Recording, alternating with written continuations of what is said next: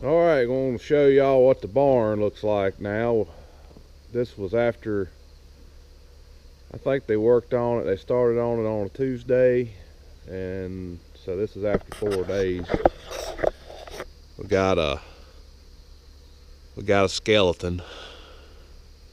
They got all the beams up, and they got the purlins up on the top and the sides, and they are galvanized, so they shouldn't ever rust, or it'd take them, I'll be dead before they're rusted anyway.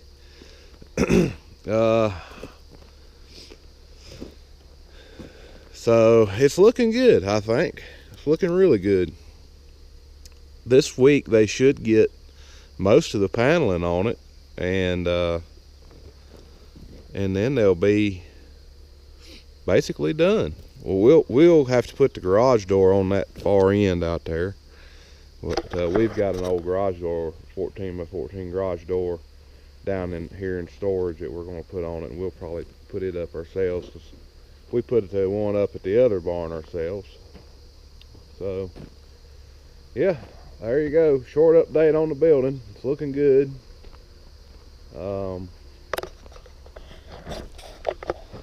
I didn't say anything about it, but me and another guy, one of my friends, come over here and help me put up a temporary fence. You can see where the cows are. You can see the poles over there. The fence used to go down there. If y'all have watched my videos, there's a gate down there that I'm always driving through carrying logs and stuff. That's where the fence was, and now there's a temporary electric fence up, and eventually it's going to be a woven wire fence. We may change it where it goes. We may fence out this area we keep our mulch in, and it's probably what we're going to end up doing. But anyway, we put that fence up in one day, and it goes from way out yonder all the way across the driveway behind the mulch, and then down a slope, and then crosses a creek down there. So wasn't too bad. 2-strand electric fence. All right, I'm taking me a break here and eating an apple.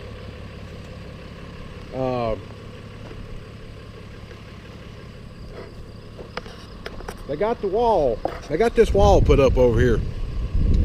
Today is Tuesday evening. They put this whole side up today, and yesterday they framed all this end in. I don't know if you was paying attention in the last video I done, or the last section of this video, however I edited it. This framing on the end wasn't here. They done that yesterday. So today they put all this up. Now, one thing that we changed on this building was we added an extra purlin. I guess you would call it a purlin. There's not normally on a normal building like this, they put this one and that one up there. We got extra ones on this one, and the reason that is for hay pushing against the wall. You don't have all this open space. You know, from here to there would have been open space. And also, we'll probably put slats like in the other building. We got wooden boards screwed to these on it every 2 foot, I think. And that gives you more places to screw to and more support behind it. So that's one thing that's different. The other thing is, and they do this themselves. They didn't order the building like this. They turn this thing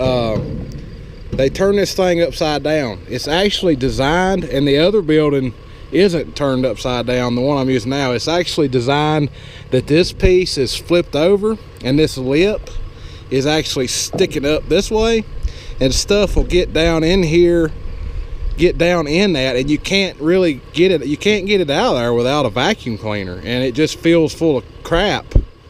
So that's why they decided, they took it upon themselves, this company that puts this up, which this company consists of an 80-year-old man and 3 employees. And he's getting to the point he's about done putting these up, but he's been doing it a long time and he's good at it. He built our shop and several other, all the sheds. He done all our sheds, and he's done buildings for everybody in this county and all over Virginia, really. But anyway, he started flipping these upside down. He has to change the way it mounts and everything to do that, but then it makes this flat, smooth shelf right here with no lip, and you can just brush it off or blow it off, and you ain't got to dig it out and vacuum it out. It also gives you a nice place to set something. But yeah, that's something that guy does. It's pretty neat. If you request it, he doesn't do it unless you request you want it like that. Well, he suggested to us that we do it this way, and he said he would, so he done it. The other thing that he done, when you order these buildings, see, this building is 125 foot long. I talked about this before, but it's got a 5 foot overhang. So if you order this building with a 5 foot overhang, what you're going to get is up there on the roof, you're going to get a 5 foot overhang. You don't get all this right here. He does all this himself. He orders the materials to do it through them, but the company will not make those long enough to do it from the factory. He has to add all them 5 foot sections right there, and then add the metal. But the roof, they will make the roof ones long enough. But that's something else that he started doing on his own. So that's pretty neat. Well, I'm getting a phone call. I'll talk to y'all later. That's about all I was going to show anyway for today. Okay, I brought you over here to our equipment shed where we keep a lot of our equipment. But I wanted to show you how these beams are actually supposed to be installed when they're installed the right way up. But you know, he flipped them over purposely on our hay building. But you see the lip is turned up, and then you know, then you can see that stuff gets in there like hay and junk. And then it stays full for the rest of its life until you get a vacuum cleaner and suck it all out. Well, who's going to do that to their building? Vacuum their building out? Not many people. But anyway, I just wanted to show you what it would have looked like. He didn't flip this one over. I guess they didn't think about it, or since this is not a hay shed, it's not as big a deal because you don't have near the dust and the chaff. Like hay chaff will fill these things plumb full in a couple of years, and then they just stay full. So it's not as big a deal on an equipment shed as it is a hay shed. But I'll show you what the other one looks like. We'll go over and look at the other building and see. I don't think they're flipped upside down. I think they're turned where they catch everything. But I got a load of hay right here on this wagon, and I got a flat tire. Of course, if you deal with wagons, you deal with flat tires.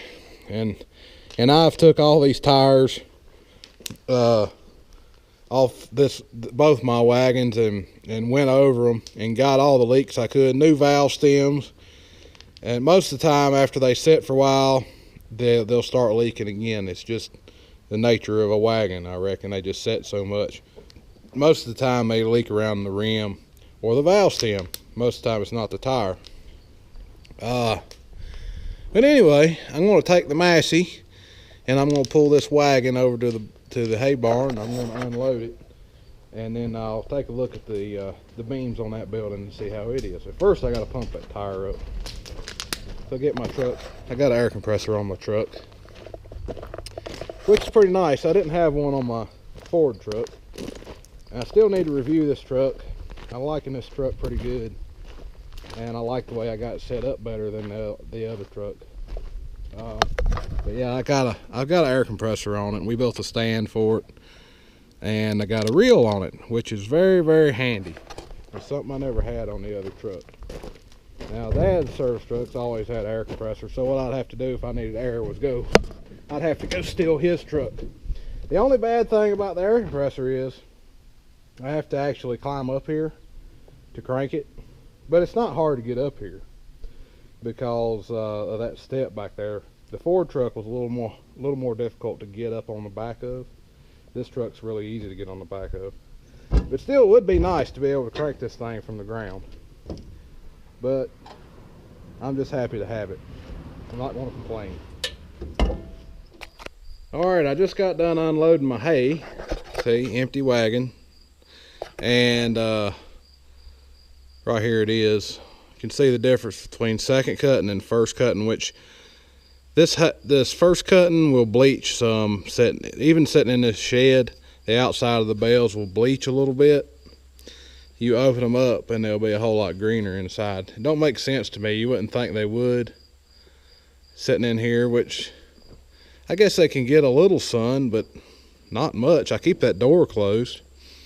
But anyway, I got hay, and I got some hay stacked up here in the front because I second cutting there, and I didn't want to block this first cutting here because I got some of that sold and I got to get it out. And I got alfalfa mixed hay over there, and then I got some second cutting here, and then the rest of that's first cutting.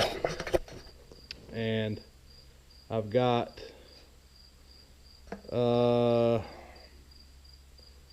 35 more acres to do of second cutting, and about all of it will be square bale. It'll be a little bit of round bale, but about all of it will be square bale.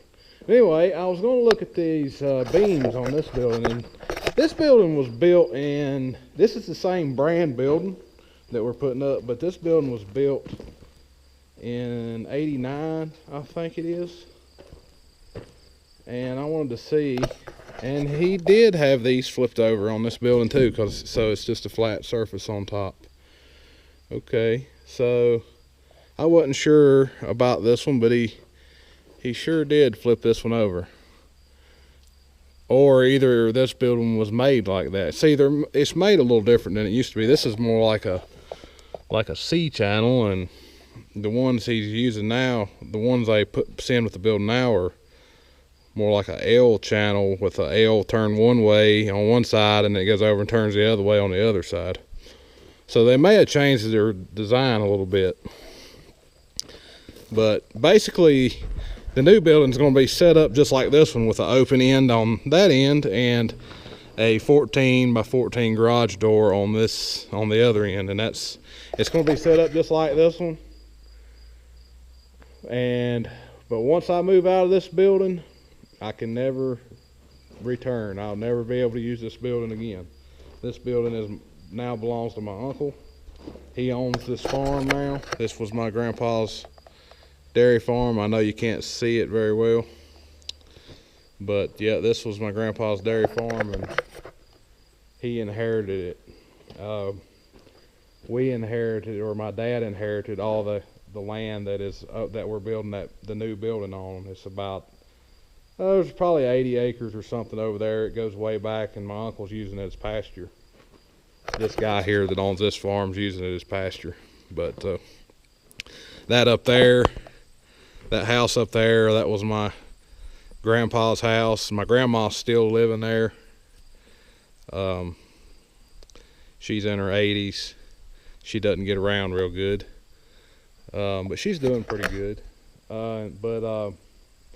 My uncle inherited that house too, and everything here, and all the land behind the house, and all the land back up that way, and all the land down that way, for a pretty good ways. He inherited quite a bit of acreage too, and all this corn you see out the back of this building, and then corn on the right side of this building across the road, and all that corn is on his land, but it's actually, he's renting his land to a dairy farm that he works for. So anyway, this is our straw when we're going to move it out of here. These are bags of wheat. Now, that belongs to the dairy farm that my uncle works for. But all this hay will have to be moved out of here, or I mean, I'll either sell it and move it out, or I'll just have to load it up and move it to the other building. So hopefully by the time I get ready to cut the last bit of second cutting, they'll have the roof and everything on and be out of the way where I can get in there. But if they don't, that's fine. I can put it in here and move it over there later, or like I say, send it down the road.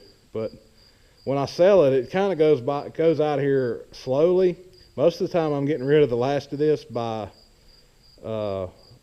spring when I start putting more in here. The woman that I sell it to, has got a boarding house, and she comes and gets 1, sometimes 2 loads a month, which is fine. I'd like to see it go faster than that, but it's not a big deal. At least I sell it all. So it's like, you know, the money comes in kind of slow though. But anyway, let's take this wagon back and put it up. I got another wagon outside I need to come back here and get and take back to our place. But I'll be glad when I get out of here too. I'm just glad. I'll just be glad when we have our own place and be out of my uncle's way, so he can use his own building and we can use our own building. It'd just be nice, and I'm sure he'll think it's nice too. All right, talk to y'all later.